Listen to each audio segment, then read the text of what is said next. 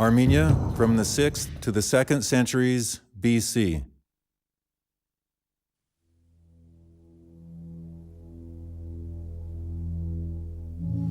In the previous film, we made an extensive trip through the Armenian highlands, and we became acquainted with relics from Urartu, as it was called by the Assyrians.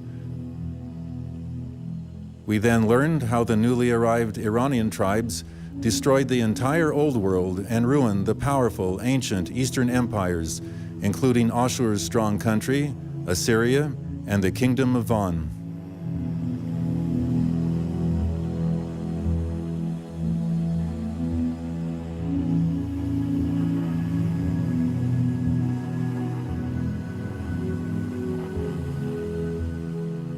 We now continue our journey with a wonderful sensation, as if we have found ourselves in two different levels of time and space.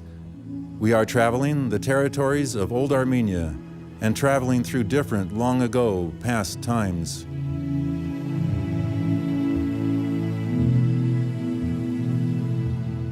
In museums in modern-day Turkey, we see relics from our past, witnesses of our ancient history.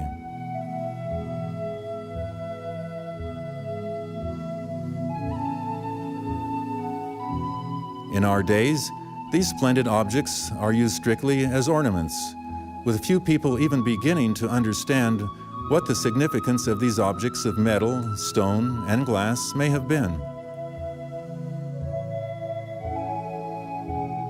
This necklace could accurately reveal which god's priestess might have worn it. The hairband could signify the ruler's social status. In old times, this kind of ornament was called honor or reverence. The ring had much more meaning than in our times. Many of these would take on the part of a seal, certifying the person's identity and status.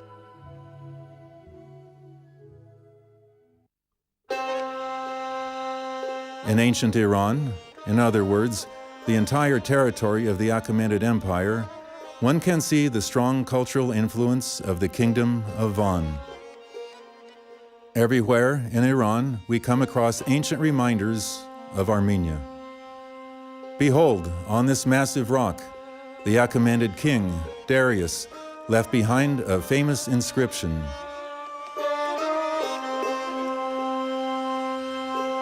Careful to protect the inscription, he cannily had it placed high on the inaccessible rock.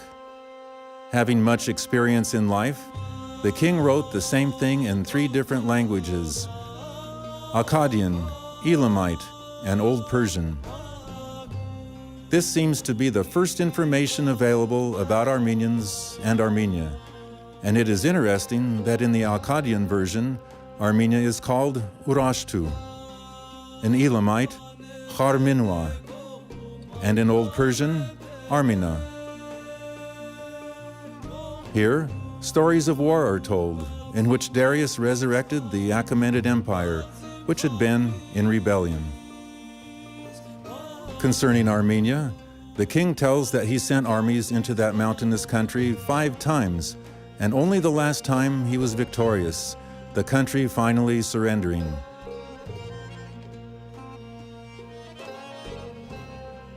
The Yervantuni king continued to rule, but only in the status of a second king or viceroy.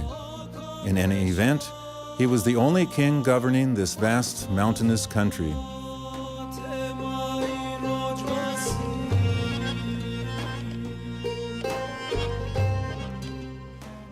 On high reliefs on both the Behistun Rock and the Palace of Persepolis, we see pictures of Armenians.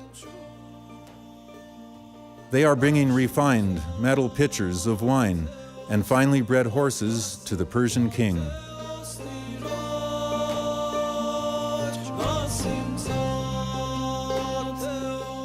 Even before the days of Cyrus the Great, founder of the Achaemenid Kingdom, agreements were being made between Armenia and Persia. This began in the days of Cyrus the Achaemenid and his childhood friend, Dikran Yervantuni, who together placed the foundation of the Achaemenid Empire.